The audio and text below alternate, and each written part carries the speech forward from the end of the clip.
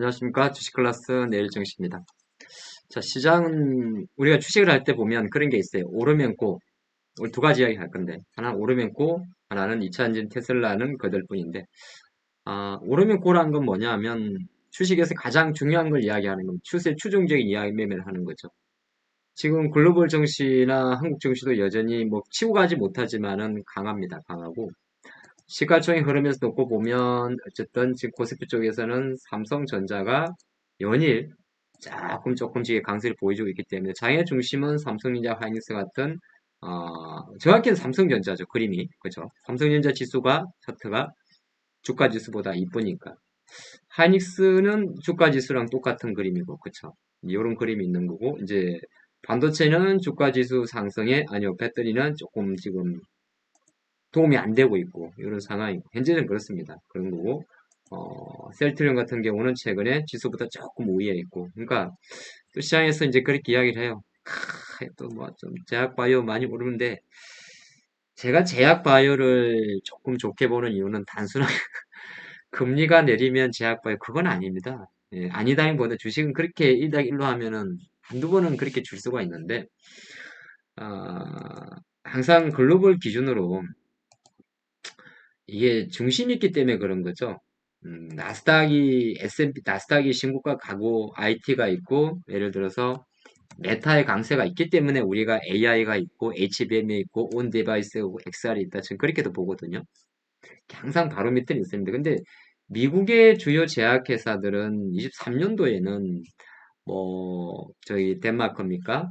일라일리가 아니죠. 노보노티스크라든지 미국 일라일리 이런 기업들의 주가는 참 잘 갔어요. 근데 예를 들어 지금 보고 있는 우리 백신을 맞았던 화이자나 모더나나 또는 존슨앤존슨이나 얀센이나 머크나 이런 기업들은 생각보다 많이 못 갔습니다. 그리고 우리나라 증시 관점에서도 놓고 보면 실제적으로 삼성 바이오로직스도 한 장기적으로 보면 아직은 이게 뭐 간다고 말하기는 그렇습니다. 제가 월봉을 볼 때는. 그러니까 갑자기 뭐 이야기를 하냐면, 이게 오르면 고라는 말은 그냥 아직 모든 게 만약에 연결지어서 쭉쭉쭉쭉 가면 그걸 우리는 메인 섹터라고 이야기를 해요. 그쵸? 그럼 미국 반도체 같은 경우는 뭐 엔비디아, AMD, 인텔, 또 미국의 뭐 마이크론 테크놀로지, 한국의 삼성전자 이렇게 가니까 그거는 이제 같이 가는 거고 나머지 그냥 가는 애들은 물론 우리나라 증시만 갈 수도 있습니다. 근데 정확히 놓고 보면 오늘은 큰 이야기를 할 건데 제가 로봇을 만약에 이렇게 본다고 치면 이게 로봇이거든요. 로봇 섹터인데 연도는 잘 기억이 안 나는데 글로벌 월드 탑 10개 산업용 로봇 제조사들의 순입니다. 보시면 스위스에 ABB라는 회사가 있고요. 그 다음에 일본 회사가 많죠. 우리 아톰도 일본이니까. 일본의 야스카와 예, 있고 또 독일 회사 하나 있고 쿠카. 그 다음에 가장 우리가 많이 자율주행 협동 로봇을 많이 들어본 일본의 화나. 그 다음에 오토바이 남자분들 예, 좋아하시죠? 가와사키 예, 닌자 시리즈. 자 일본의 가와사키. 그 다음에 앱손. 다 일본 아니면 스위스죠. 한국은 없습니다. 그렇기 때문에 근데 거꾸로 놓고 보면 이제 이런 거는 로봇 관련주들은 약간 매매주라고 이야기를 하는 거예요. 꼭 그럴 필요는 없습니다만은 그렇기 때문에 뭐냐면 오르면 고라고 하는 거는 이 고의 성격도 가지고 약간 볼 때 이렇게 좀 추세적으로 전체적으로 쫙 올라갑니다. 예를 들어서 미국에서도 오늘 이제 큰 이야기를 하는데 만약에 GM 제너럴 모터스의 주가가 쫙 같이 올라갑니다. 그러면 우리 나라를 치면 000, 270 이렇게 자동차처럼 쫙 같이 가죠. 이런 거는 같이 간다고. 이제 오르면 고가 아니라 그 고 자체가 약간 연결고리가 높아요. 근데 우리 장을 볼 때 우리만 간다 싶을 때는 아마 난 조금 전에 봤던 대로 물론 뭐 로봇 섹터만을 말하는 게 아니라 약간 그냥 우리만 간다고 해서 그게 전체적으로 막 주도자 이렇게 하는 거는 생각보다 위험할 수가 있다는 겁니다. 그래서 트레이딩과 투자는 구분될 필요가 있다는 게 그걸 구분을 좀 하려 그러면 기왕이면은 글로벌 기업의 대장주가 같이 움직이는 섹터가 차라리 우리가 투자하기에 좋다는 말씀을 좀 오늘 이 시간을 내서 한 번 더 확인하겠다 그런 말씀 드리겠고 두 번째는 2차 전지의 테슬라는 거들뿐 제가 이렇게 오늘 기사를 보고 있으면 기가 차요. 물론 뭐 정답이 어디 있겠어요. 테슬라 보고 올까요? 오늘 2차 전지주는 좀 많이 내렸어요. 12월 26일인데 테슬라가 내린 건 아니죠. 안 빠진 거지. 안 오른 거지. 근데 이제 오늘 한국 증시에서 시가총액 종목들 딱 보시면 LG엔솔 42만 원 5천 원. 예. 많이 빠지지는 않았어요. 근데 이제 대주 양도세 이슈가 있는 상태에서 좀 못 갔어요. 포스코홀딩스. 그 다음 일종종 양반이에요. 얼마 전에 LG화학 일종은 양반이에요. 포스코 PCM도 양반이에요. 그렇죠? 이 정도는 양반인데 이제 코스닥 같은 경우는 심각해요. 코프리 BM이 한 30, 뭐 심각하죠. 이게 한 33에서 제가 볼 때는 한 31만 원 정도 있었어야 되는 힘인데 뭐 어쨌든 봅시다. 코프로 64만 원까지 때리거든요. 이 정도로 때리는 거는 조금 엄하죠. LNF도 마찬가지. LNF는 테슬라니까 뭐 빼더라. 이리 보게 되면 어떤 걸 일사이어 드리냐면 테슬라 한번 보고 가죠. 제가 2차 전지에 테슬라는 이제는 거들 뿐이라고 적어놨는데 한번 잘 보시면 물론 뭐 가면 좋죠. 근데 여기에 이제 국내 2차 전지주를 앞으로 이 영상을 뭐 이미 그렇게 움직이고 있는데 여기에 너무 우리가 집착할 필요는 없어요. 새로운 재료가 아니거든요. 이게 뭐냐면 테슬라가 이제 분기별로 글자 작으니까 말씀드리겠습니다. 이제 올해 180만 대가 목표예요. 인도량 기준인데 11월 12일 기준으로 이제 데이터인데 지금 4분기에 8만 대 정도가 전망이 됐다가 뭐 못할 수 있지 않을까 그런 이야기도 나오긴 나와요. 보면 미국, 캐나다, 유럽, 중국, 기타 이렇게 해가지고 근데 이게 그렇게 중요하진 않아요. 왜 중요하지 않냐면 지금 이거는 정말 저는 뭐 테슬라의 이 최소한 지난 2분기 이후부터는 6월달 이후부터는 일부 물론 잘 나오면 좋습니다. 여기에 많은 포커스를 두고 있지 않습니다. 그 이유를 왜 안 되니까 인도량이 몇 대고 이런 거예요. 이제 200만 대, 300만 대 의미가 없어요. 이 100만 대를 넘어선 순간부터.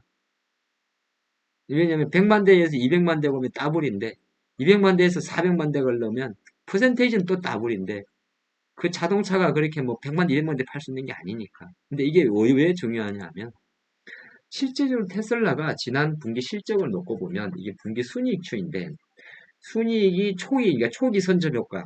아직 규모의 경제를 누리기에는 테슬라는 이미 이제 중국 전기차 업체들의 광고에 대한 진출 때문에 규모의 경제를 누리긴 조금 어려울 거예요. 규모의 경제는 뭐냐 하면 마켓시아를 확 넓히면서 마진율을 높이는 걸 규모의 경제라고 그러는데 테슬라가 잘 보면 이미 22년도 하반기 막반기에 분기 최대 순이익을 찍고 지금 내리막이에요. 이 말은 뭐냐면 테슬라가 실제 내실 우리가 말하는 성장주의 초고속 내실 성장은 조금 멈췄다 볼 수 있는 거예요. 이미 주가는 그렇게 반응을 해온 거죠. 그리고 나서 이거를 부문별로 보게 되면 실제적으로 테슬라의 미래는 지금 그렇게 보는 겁니다. 전체 판매 대수는 커질 건데 앞으로 제가 볼 때 테슬라에 주목하는 거는 이제 우리가 여기에 너무 집착할 필요는 없어요. 테슬라 아니어도 이제 앞으로 2, 3년 내에 수종이 테슬라를 뛰어넘는 오히려 폭스바겐이 테슬라보다 더 많은 전기차를 낼 수도 있는 거고 비아디 마찬가지. 그럼 테슬라는 실제적으로 슈퍼차저 포함해서 이제 서비스 분야한 매출을 키워갈 거예요 말이죠. 이미 그렇게 움직이고 있어요. 그래프 자체도 그래서 전체 뭐 에너지 생산의 저장, 탄소 외출권 관련인데요. 이거는 별 중요하지 않고 뭐 중요할 수 있습니다만 우리한테 중요한 거는 자동차와 서비스. 아직은 이 서비스 부분이 제대로 잡혀 있지는 않죠. 여기에 나와 있는 서비스도 우리가 말하는 그 서비스는 아니겠죠. 그래서 무슨 말이냐면 테슬라는 이미 지난 1분기 실적을 발표할 때 그로스 마진 퍼센테이지가 쉽게 말해서 두 자리 20% 밑으로 떨어지게 됩니다. 그래서 시장에서 바라보는 거는 이렇게 말하는 테슬라의 판매 대수에 따라서 테슬라의 주가를 논하기보다는 앞으로 이제 사이버 트럭도 마찬가지. 12만 대 나오는데 거기에 무슨 포커스를 맞지? 로봇요? 옵티머스? 프라임? 하나의 이제 테슬라는 성장 동력을 잃다기보다는 제가 볼 때는 안정성장인가 플랫폼으로 갈 것 같습니다. 많이 팔 수 있는 데는 한계가 나왔고요. 그럼 앞으로 우리가 2차 전지를 바라보는 관점에서는 저는 테슬라는 그들뿐이란 말씀을 드리고 싶어요. 여기에 집착할 필요는 없다고 봅니다. 테슬라가 앞으로 어떤 사업을 하고 어떤 구독 경제를 보이고 여기에 좀 포커스를 맞추면 되지 않나 그런 생각을 하는 것이고 국내 2차전지 투자가분들은 사실 오늘 같은 날은 좀 기분이 나빠요. 저렇게 어처구니 없는 분석으로 주가를 내리니까 물론 주가는 뭐 정답은 없죠. 정답은 없지만은 중요한 거는 테슬라가 계속적으로 자체적으로 이렇게 자기 자리 이 시험차 뜨고 자리를 만들고 있다는 겁니다. 저는 조만간에 다시 한 번 정도 이상으로 300달러 올라갈 것 같아요.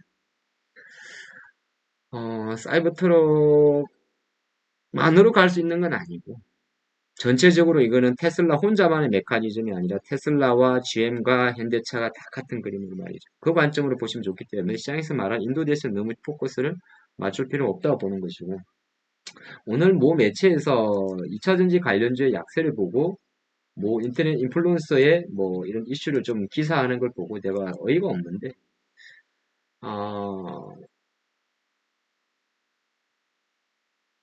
아니 총권 기사에 야 말이 안 나오네.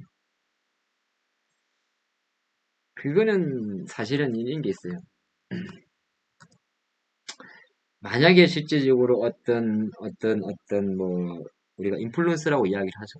인플루언서 주가에 이런 주식이 빠진다면 그러면 또 거꾸로 보면 이런 주식이 쉬고 있기 때문에 다른 주식이 조금 더 빛을 발하는 것들이 있어요. 한편으로 또 어, 약간 이런 주식이 그러면은 펀더멘털보다 지금 실내의 문제라면 오히려 그게 나을 수도 있어요. 뭔지 알죠? 이야기 좀 길어지죠.